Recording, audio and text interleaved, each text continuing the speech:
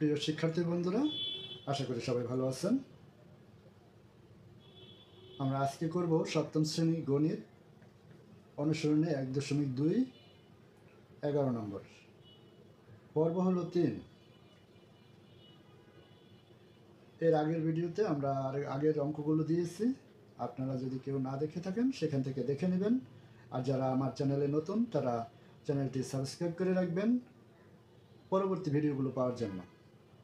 তো চলুন তাহলে আমরা আজকে শুরু করি। 11 নম্বরে আছে বর্গমূল নির্ণয় করো। এখানে মোট অঙ্ক আছে 1 2 3 4 5 6টা অঙ্ক আছে। এই 6টা অঙ্ক আমরা আজকে এখানে সমাধান করব।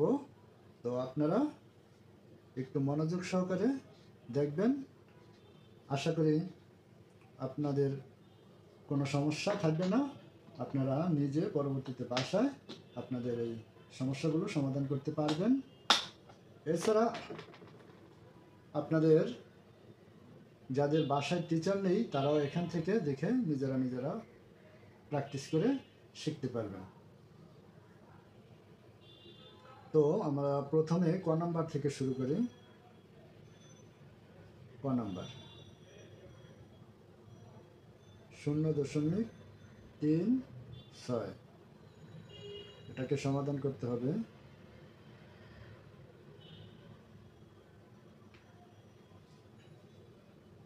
শূন্য দশমিক 3 6 এটার বর্গমূল করতে হবে। তো বর্গমূলের ক্ষেত্রে যদি দশমিক থাকে তাহলে এই দশমিকটা আগে এখানে দিতে হবে। দশমিকটা এখানে যদি দেওয়া হয় তাহলে এখন এখানে আছে কত, এই যে এটাতে আছে 36। তো এমন সংখ্যা নেব যার বর্গ করলে 36-এর বেশি হতে পারবে না। 5 নিলে 25, 6 নিলে 36, তাহলে 6 6 36 বিয়োগ করলে 0।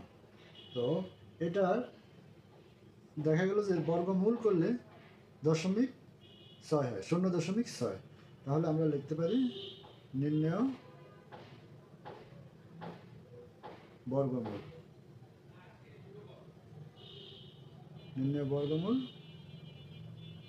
0.6। আশা করি বুঝতে পারছেন, এটাতে জটিল কোনো কিছু নেই। দশমিকের ক্ষেত্রে আমরা যখন বর্গমূল করব, যেহেতু এখানে কোনো সংখ্যা নেই, প্রথমে আছে দশমিক, তাই দশমিকটার জন্য এখানে দশমিক একটা দিয়ে নেব। দেওয়ার পরে দশমিকের পরের সংখ্যার কাজ করব। তাহলে পরে আছে জোড়া আছে 36। তো 36-এর এমন সংখ্যা নিতে হবে যেন তার বর্গ করলে 36-এর বেশি না হয়। তা দেখলাম যে খুব সহজেই 6 যদি বর্গ করি 6 6 36 বিয়োগ করলে দেখা গেছে যে 0। এখানে নিচে আর কিছু নেই, তাহলে আমাদের বর্গমূল এটাই।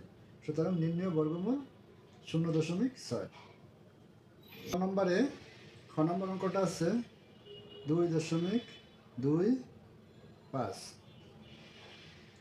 এটা সমাধান করতে হবে।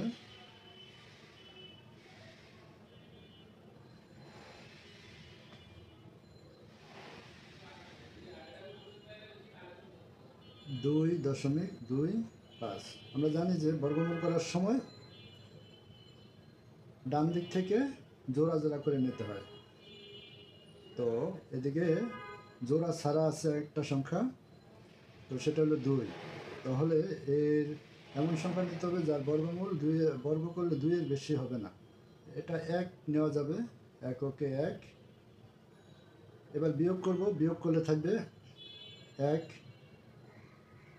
1-এর দ্বিগুণ আনতে হবে 2। এখন এই 2 1-এর ভিতর যায় না, এখান থেকে জোড়া নামাবো 25। এখানে এই দশমিক দিয়ে তারপরে নামাতে হবে। এখন আমাকে এখানে যদি 4 দিই, 4 24 96 হয়। আচ্ছা, 5 দিলে সহজেই বোঝা যায়। 5 5 25, 5 হাতে থাকে 2, 5 দুগুণে 10 আর 2 12। এখানে বিয়োগ করলে দেখা যাচ্ছে কি থাকে 0। তো আমাদের এখানে আসলো কত, 1.5। আমরা লিখতে পারি নির্ণয় বর্গমূল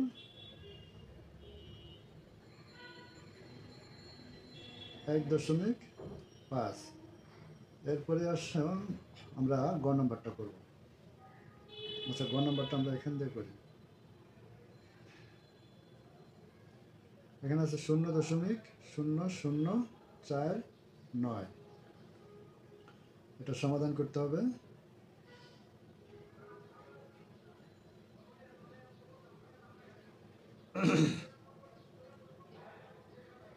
0.0049 এদিকের জোড়া পরে এই জোড়া, আর এদিকে কোনো সংখ্যা নাই, সুতরাং এদিকে আর নেওয়ারও কিছু নেই। এখন যেহেতু আমাদের বর্গমূল করতে হবে, তার প্রথমেই আছে দশমিক, তাহলে আমরা একটা দশমিক দিয়ে নিলাম এখানে। আর এই জোড়ার পরিবর্তে একটা শূন্য দিতে হবে। এখন যে এই জোড়া, এই শূন্য দিয়ে আমরা শূন্য গুণ করলে শূন্যই হবে, আর বিয়োগ করলেও শূন্য হবে। তো সুতরাং এখানে এটার আর দেওয়ার কিছু নেই, বা গুণ করারও আর বিয়োগ করারও কিছু নেই। এখন আমাদের পরে আছে কত? 49। আমরা এখানে নিতে পারি 7। 7 সাতা কত? 49। 7 সাতা 49। এখানে বিয়োগ করলে থাকে শূন্য, তাহলে এখানে হয় কত? 0.07। আমরা এখানে লিখব নির্ণয় বর্গমূল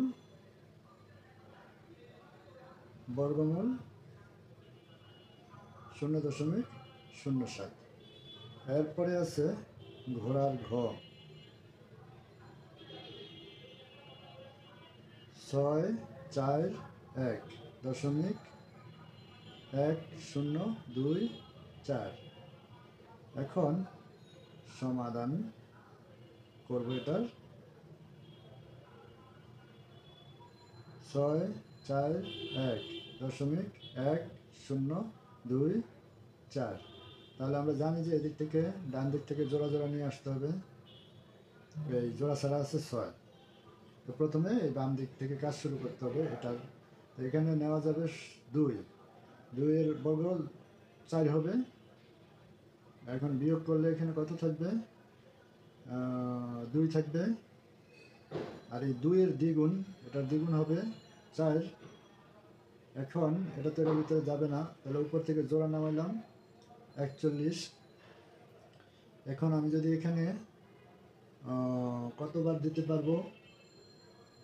এখানে যদি আমি দেই 5 বার 45, 5 বার 45, 5 45-এ 5 250, 225। হ্যাঁ, 5 বার দিলেই কাছাকাছি যাবে। 5 5 25-এর 5 হাতে থাকে 2, 4 5 20 আর 2 22।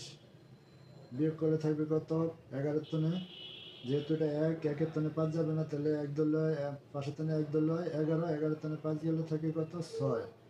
তারপরে হাতে 1, যেহেতু 1 নিছি, এই 2 আর 1-এ 3, তো 4-এর থেকে 3 গেলে থাকবে 1, হলো কত? 16 হলো। এখন 25-এর দ্বিগুণ হবে 50। 50 এটার ভিতরে জানা দশমিক দিয়া এই জোড়াটা নামাইলাম, যেহেতু এর জোড়ার আগে দশমিক আছে।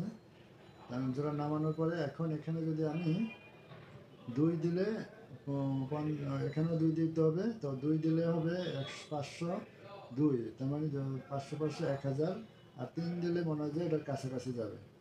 3 দিলাম, তাহলে এটা দিয়ে এটা গুণ করবো। 3 3 9, 3 আর 0 গুণ করলে 0, আর 3 5 15, এটা কাছাকাছি চলে আসছে।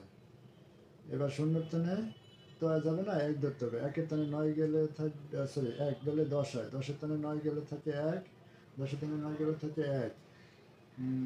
হাতে থাকে 1, 1 এখানে বসালাম, তাহলে এখানে 1 থেকে 1 গেলে গিয়ে থাকবে 0, আর এখানে কিছু থাকে না। 6-এর তনে 5 গেলে থাকে 1, আর এখানে 1 1 মিলে যায় 0।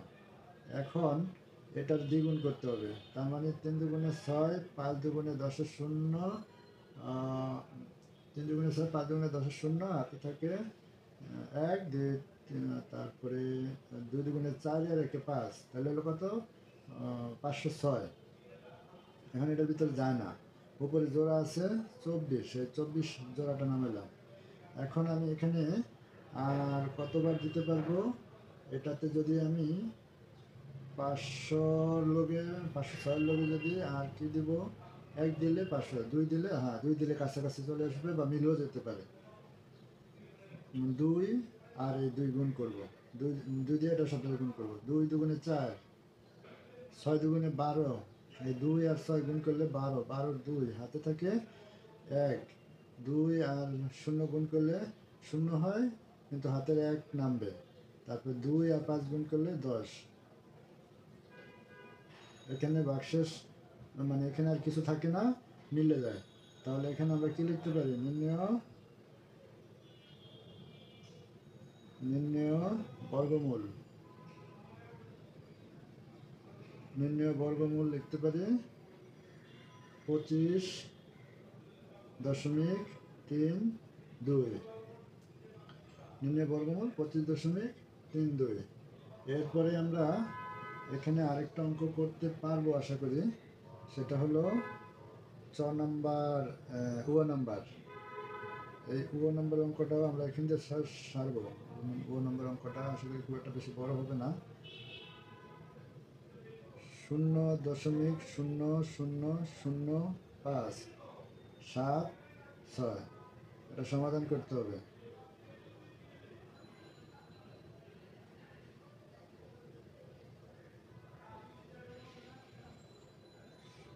আচ্ছা, 0.000576।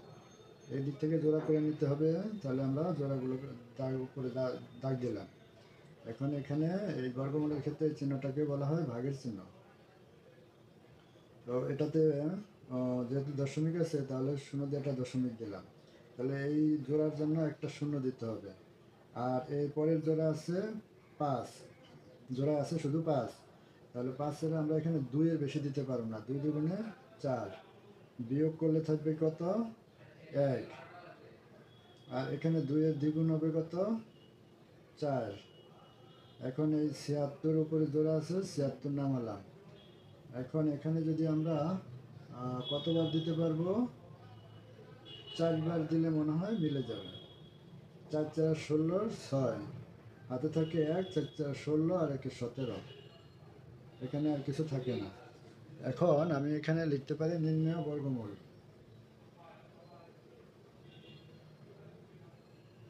নির্ণেয় বর্গমূল, নির্ণেয় বর্গমূল কত লিখতে পারি? 0.024 লিখলাম। এরপরে আমরা এখান দিয়ে আর একটা অঙ্ক আছে, সেই অঙ্কটা করব। সেটা হলো 6 নম্বর অঙ্কটা। 6 নম্বর অঙ্কটা এখানে করব। 144.825। এটা সমাধান করতে হবে।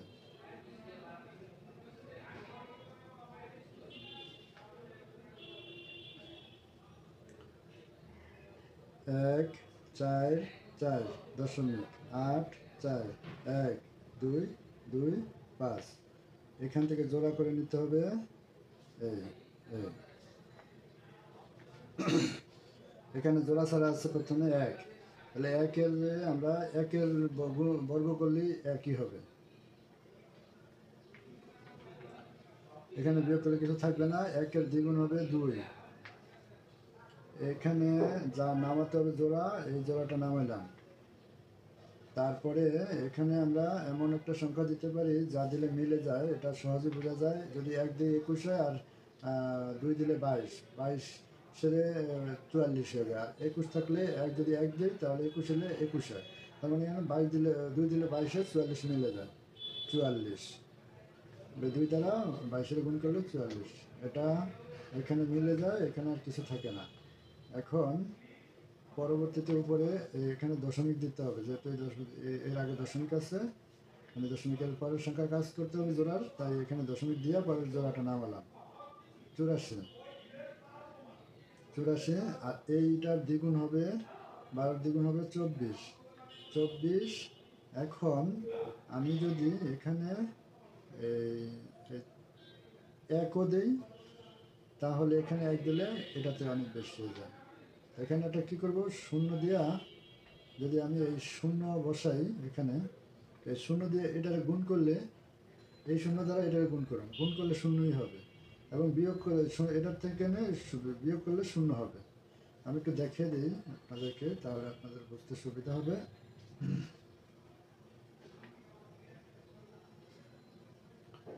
শূন্য দ্বারা এভাবে গুণ করবো, 1 2 3, তাহলে বিয়োগ করলে 84 থাকবে। এরপরে আবার এটা দ্বিগুণ করলে 2 4 0ই হবে। এরপরে 84 লগে পরে আছে কত জোড়া, 12। এই 12 জোড়াটা নামাইলাম। তো 12 জোড়াটা নামানোর পরে এখানে দিতে পারবো কয়বার, যদি আমি 2 বার দেই তাহলে 2402 হয়, কিন্তু 3 বার দিলে আমার মনে হয় এটা প্রায় কাছাকাছি চলে আসবে। এখন 3 দ্বারা এটাকে গুণ করুন, 3 3 9, আর 3 আর 0 গুণ করলে 0, 3 4 12 2, হাতে থাকে 1, আর 3 2 6 আর 1 7। এটা বিয়োগ করলে থাকবে কত, 3, হাতে 1, 1 1 মিলে যায়, মিলে গেলে এখানে থাকবো 3, মিলে গেলে থাকবো 0, তারপরে 4 টানে 2 গেলে গিয়া থাকবো 2, 7 টানে সরি 8 টানে 7 গেলে গিয়া থাকবো 1। এখন এটা দ্বিগুণ হইলো, 3 দ্বিগুণে 6, 0, 2 দ্বিগুণে 4, 2 ওকে 2, আর জোড়া আছে 25, নামালাম। এখন আমাকে এখানে এমন একটা সংখ্যা নিতে হবে, যদি এখানে 1,20,325, তো এটার কাছাকাছি যদি আসতে হয়, এখানে 24, 4 24 96, 5 বার দিলে মনে হয় প্রায় হয়ে যেতে পারে। 5 5 25-এর 5, হাতে থাকে 2, 5 30-এর 2, 32-এর 2, হাতে থাকে 3, 5 আর 0 গুণ করলে 0, হাতের 3 এখানে বসবে। তারপরে 5 4 5 20-এর 0, হাতে থাকে 2, 5 দুগুণে 10, আর 2 12, এখানে বিয়োগ করলে থাকবে 0। তো এখানে আমার দেখা গেছে যে বর্গমূল হলো এটা। সুতরাং নির্ণয় বর্গমূল, নির্ণয় বর্গমূল হলো 12.035। তো আশা করি এই অঙ্কগুলো বুঝতে আপনাদের কারো কোনো সমস্যা নেই। যদি ভালো লাগে চ্যানেলটা সাবস্ক্রাইব করবেন পরবর্তী ভিডিওগুলো পাওয়ার জন্য। আজকে এই পর্যন্তই, ধন্যবাদ সবাইকে।